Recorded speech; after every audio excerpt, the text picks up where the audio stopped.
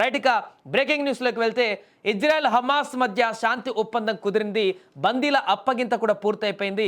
Donald Trump కూడా అక్కడికి వచ్చి ప్రసంగించారు. మొత్తం ప్రపంచం అంతా శాంతిమయం అయిపోయింది, దీనికి నేనే కారణం అంటూ కూడా అక్కడ ఆ యొక్క చర్చ కూడా వైరల్ అయినటువంటి సంఘటన మనం చూసాం. కానీ గాజాలో ప్రశాంత వాతావరణం నెలకొంటుందని కూడా అందరు ఆశించారు ఈ యొక్క సందర్భం తర్వాత. కానీ వారి ఆశలు అడియాశలు కావడానికి ఎంతో సమయం పట్టలేదు. నిమిషాల వ్యవధిలోనే గాజా వీధులలో మరోసారి రణరంగంగా మారాయి.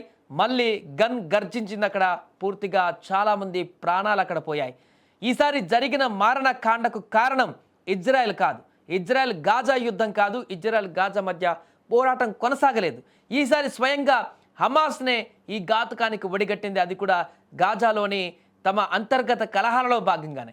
శాంతి ఒప్పందం కుదిరి బందీల అప్పగింత ముగిసినటువంటి వెంటనే గాజా వీధులలోనే ఈ యొక్క మారణ హోమం సృష్టించింది హమాస్. గాజాలో హమాస్కు పోటీగా మరొక మిలిషియా సంస్థ మెల్లగా ఎదుగుతోంది.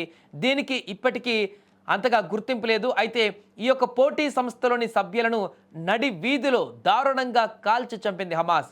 దీనికి సంబంధించినటువంటి వీడియోలు ఇప్పటికే వైరల్గా మారాయి సోషల్ మీడియాలో. ఈ వీడియోలలో కనీసం 8 మందిని కాల్చి చంపినటువంటి దృశ్యాలు వైరల్ అవుతున్నాయి. అది కొంత కలిచివేయచ్చు ఈ యొక్క మనసులను. అంత సున్నితమైనటువంటి ఘటనగా మారింది ఇది. స్థానిక న్యూస్ ఏజెన్సీల సమాచారం ప్రకారం మొత్తగా 50 మందిని హతమార్చినట్టుగా తెలుస్తుంది. బాధితుల కళ్ళకు గంతలు కట్టి వారిని నడి రోడ్డు పైన కూర్చోబెట్టి యొక్క దారుణానికి ఒడిగట్టారు హమాస్. ఇక్కడ మరో విషయం ఏంటంటే గాజాలో అంతర్గత భద్రతను హమాస్ చక్కగా నిర్వహిస్తుంది అనేటువంటి ఆశాభావం తనకు ఉందంటూ అమెరికా అధ్యక్షుడు డొనాల్డ్ ట్రంప్ స్టేట్మెంట్ కూడా ఇచ్చారు. అయితే ఆయన ఈ మాట అన్న కొద్ది గంటలలోనే హమాస్ ఈ యొక్క దారుణానికి పాల్పడింది. వీడియోలు చూస్తుంటే గాజాలో పరిస్థితి ఎంత భయంకరంగా ఉందో అర్థం చేసుకోవచ్చు.